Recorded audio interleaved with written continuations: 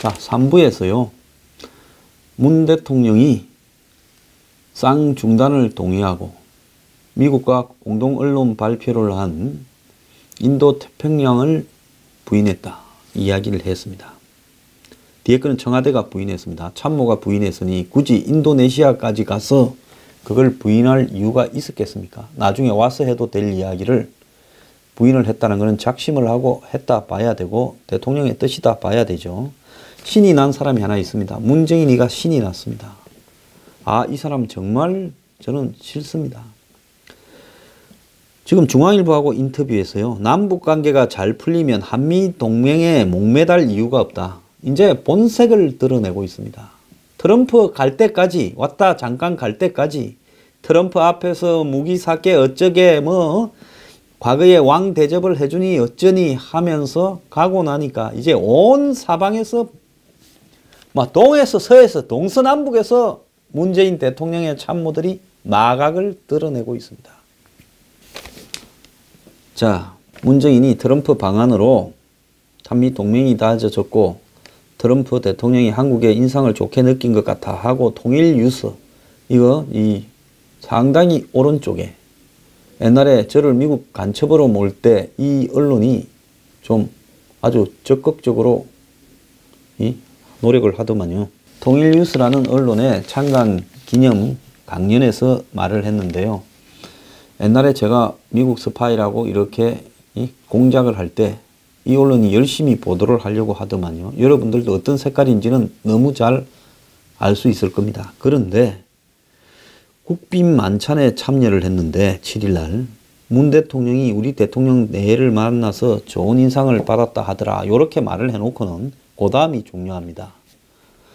자, 트럼프 대통령이 한국 오기 전에 기신저 박사 같은 사람을 만나고 왔다라는데 주변 사람들이 제발 써놓은 대로 읽어라. 가급적이면 동맹 친선 관계를 해치는 발언을 하지 않았으면 좋겠다라는 이야기를 누누이 했다면서 만찬 건배사를 하는데도 사전에 써놓은 건배사를 읽더라. 그건 트럼프 잡지가 않은데 그만큼 정성을 기울였다. 이러면서 트럼프가 자기들한테 신경 엄청 쓰더라고 해놓고는요. 이제 그 다음에 뒤통수를 때리기 시작합니다. 자, 핵을 넘어서 평화의 길로 문재인 정부의 북한 대응 전략이라는 주제 연설에서 문재인 정부는 북한의 핵무장을 우리가 수용할 수 없고 한반도에 전쟁이 있어서는 안 된다는 두 가지 북핵 원칙을 설정하고 있다며 대화와 협상을 통한 평화적이고 외교적인 해결, 핵 억지력 강화, 북한의 미사일 요격 능력 확충, 우리가 주도하는 운전성론 등 4가지가 있다면서 문정인은 문 대통령이 강조하는 운전성론은 남북대화와 북미대화를 병행하는 과정에서 우리가 북한과 신뢰를 구축하면 미북 간 대화 활성화에 도움도 주고 한반도 평화 안정을 가져오는 데 주도적인 역할을 할 수 있다라고 하면서 개인적인 견해라고 하면서 이 사람은 위험한 말을 할 때마다 개인적인 견해라고 항상 합니다. 남북관계가 잘 풀리면 한미동맹에 목매달 이유가 없다. 한미동맹에 목매달 이유가 없으면 한중관계가 불편할 일도 없고 북중관계도 좋아질 거다. 그런 상황에서 북미관계도 좋아지고 선순환이 된다면서 남북관계 복원을 이야기를 했습니다. 그러면서요. 문정인은 최근에 민주당 의원이 하는 팟캐스트에 출연을 해서 중국에 한국이 약속한 삼불 정책은 상식이고 흔쾌히 수용할 수 있는 거다 하면서 한미 동맹의 모든 것을 베팅하다 차질이 생기면 어디로 갔느냐. 우리가 중국한테 좀 붙어 먹어야 위험 회피가 되는 거 아니냐라는 투로 이야기를 했습니다. 자, 그러면서 한미 정상에서 한미일 안보 협력을 진전시키겠다고 합의를 해놓고 중국 측에 더 입장을 두는, 무게를 두는 이런 발언을 이야기를 했습니다. 자, 당연히 제가 어제도 이야기했지만은 빅터 차, 지금 주한 미국 대사로 거론되는 사람은 국가 안보와 관련한 미래 옵션을 배제하는 것은 국익에 도움되지 않는다. 즉 한국이 어떤 식으로 행동할지 모르는데 앞으로 그걸 안 한다고 미리 중국에 약속하느냐, 이렇게 비판을 했습니다. 자, 이런 상황에서요, 김정인이가 통일 유세에 한 다른 이야기까지도 나왔는데요. 트럼프 국회 연설은 북한을 완전히 악마화하는 것이다. 핵과 인권을 내세워서 북한을 더 고립시키는 것이다 라고 이야기를 하면서 대화와 외교적 해결을 위한 문제 타결이 어려울 수 있다라고 이야기를 했습니다. 그리고 더불어민주당의 심재근 의원도 트럼프가 김정은 체제가 악당 체제다, 북한 사회가 지옥이다라는 말을 했고, 또 이수혁 의원도 북미 접촉에 찬물을 끼얹었다라고 이야기를 했습니다. 자, 이런 속에서 지금 정부가 한마디로 한미 정상회담의 성과로 미국이 최첨단 무기들을 쭉 이렇게 팔기로 했다면서 그런 무기들을 열거도 했는데요. 그런데 이런 판매 문제에서도 한미 간에 분명히 의견이 다르다라는 게 지금 나왔습니다. 제가 어제 이야기했잖아요. 미국이 안 판다고. 제 뉴스 브리핑 재밌는 제목만 보지 마시고요. 정말 뉴스 브리핑에 꼼꼼하게 좀 보시면 어제 무기 구매에 대해서 미국이 도저히 안 팔 무기들이 많고 원자력 잠수함과 관련되는 부분은 씨도 안 먹히는 이야기다라고 한 것도 좀 보시기 바랍니다. 그래서 청와대 관계자는 정상회담 직후에 핵 추진 잠수함 관련 부분도 있고 최첨단 정찰 자산도 있다. 뭐 제이스타스 같은 걸 이야기를 하는 거겠죠. 그래서 이걸 마치 도입할 것처럼 이야기를 했는데, 즉 원자력 잠수함과 E-8 조인트 스타스 지상 정찰기, 글로벌 호크 무인 정찰기 등의 도입을 마치 가능한 것처럼 이야기했는데, 지금 미국 대사 대리는 두 사람이 이야기를 했는데 일반적인 거고, 한국에 이미 40대 판 F-35는 주문이 완료됐고 아파치 헬기나 이지스 레이더 시스템 두 가지를 한국이 구입하기를 원하고, 또 앞으로 더 이야기해야 될 것은 대잠 초계기 P-8 정도다라고 이야기를 하면서 이런 것들은 이전부터 이야기가 되던 문제들을 지적했습니다. 이 무기 이야기도 말짱 뻥인 거예요. 아시겠습니까? 입만 열면 거짓말을 하고 입만 열면 뒤통수를 치고 있어요.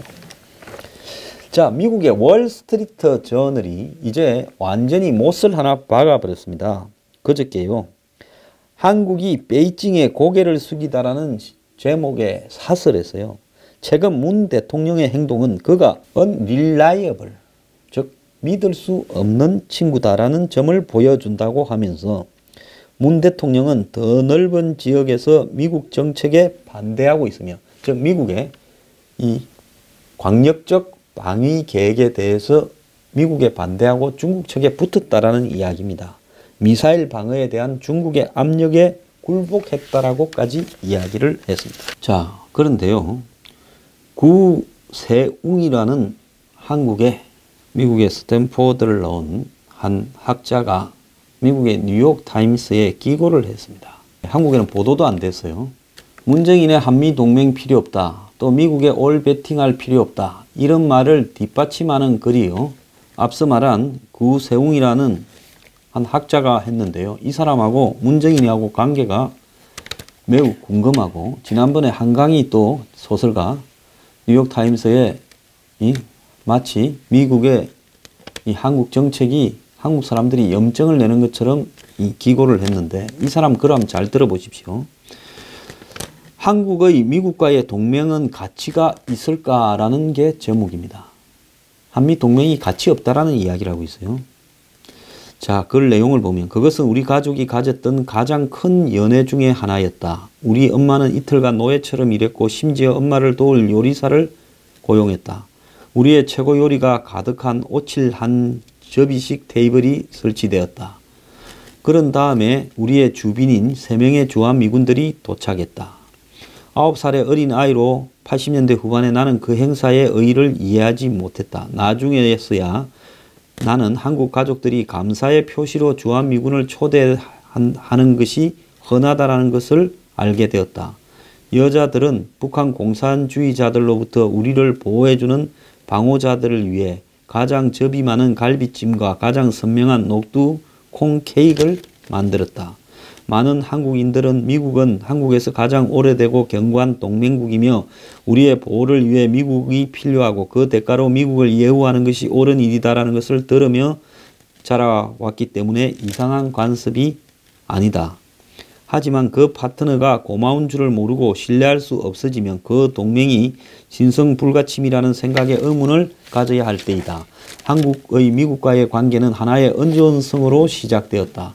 한국은 45년까지 일본의 식민지였다. 일본의 2차 대전 패전 후에 독립했지만은 미국은 48년까지 한반도 남쪽을 지배했다. 한국 전쟁이 50년에 발생했고 미국이 서울 인근 지역 상륙작전을 통해 북한을 고립시킴으로써 전쟁의 양상은 남한에 유리하게 되었다. 평양은 멈추어져 있었지만 완전히 패배하지 않았기 때문에 한반도 분단으로 이어졌다. 미국은 남한의 구세주의자 공산주의에 대한 방백임을 확실히 주장할 수 있었으며 1953년에 체결된 상호방위조약으로 오늘날까지 미군의 주둔이 지속되었다. 한국의 보수주의자들과 일부 미국인들이 이를 어떻게 수용하느냐와는 대조적으로 보호에 대해서 감사할 것이지만 이것은 무상이 아니었다.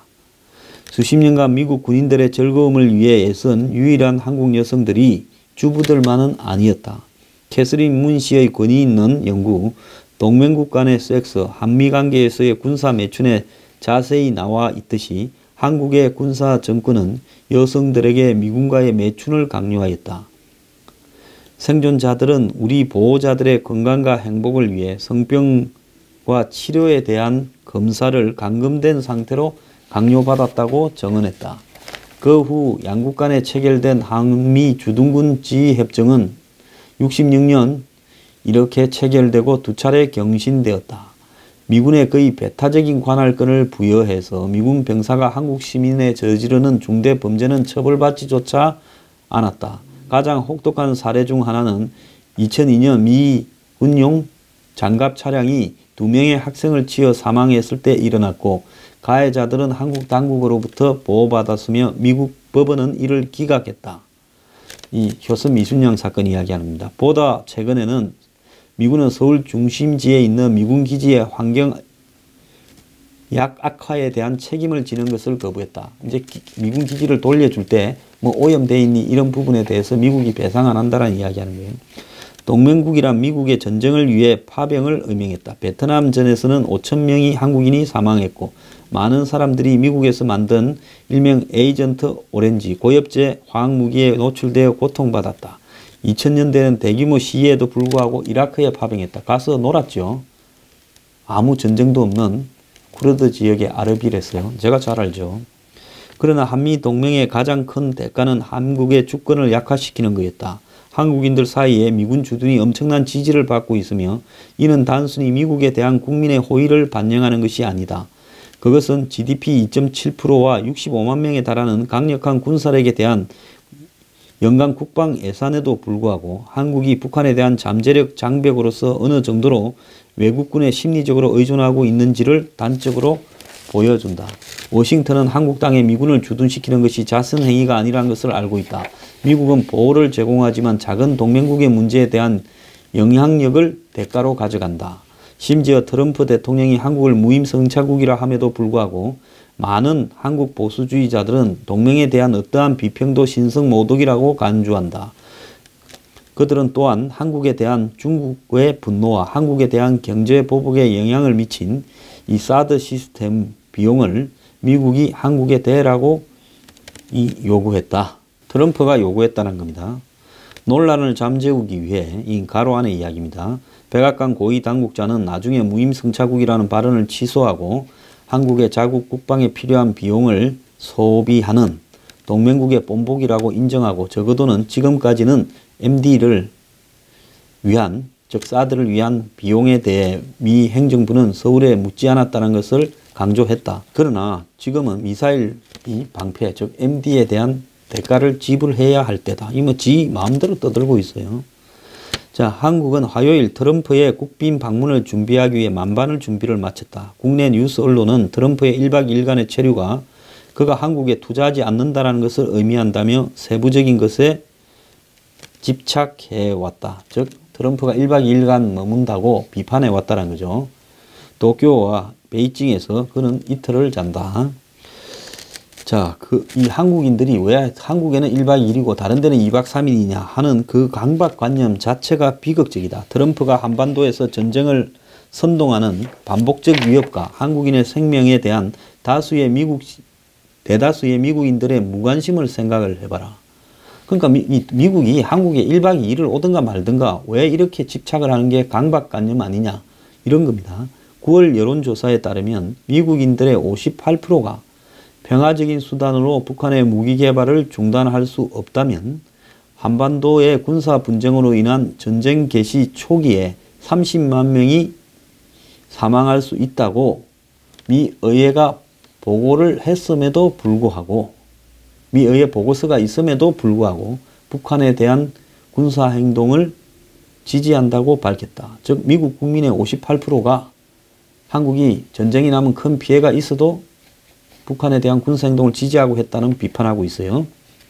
트럼프 시대에 한국은 또 다른 미국의 오랜 동맹국의 예를 봐야 된다. 독일의 메르켈 총리는 5월 유럽이 더 이상 미국에 완전히 의존할 수 없다고 말하길 주저하지 않았다. 우리 유럽인들은 우리의 운명을 우리 손에 맡겨야 된다고 말했다. 60년 이상 충실한 동맹국이 된 지금 한국인들은 그들의 운명을 스스로 해결해야 될 시간이다. 자, 이런 글들이 문정인이 유사한 사람에 의해서 미국 최고 건의 신문 뉴욕타임스에 실리고 있습니다. 여러분 어떻게 생각합니까? 이제 미국하고 관계를 끝내기 위한 아주 대단한 공작들이 한미에서 문정인의 입을 통해서 또 그와 아류의 학자의 입을 통해서 대중적으로 전개되고 있습니다. 이 정권은요 정말 사상에 문제가 있다고 저는 보고 있습니다.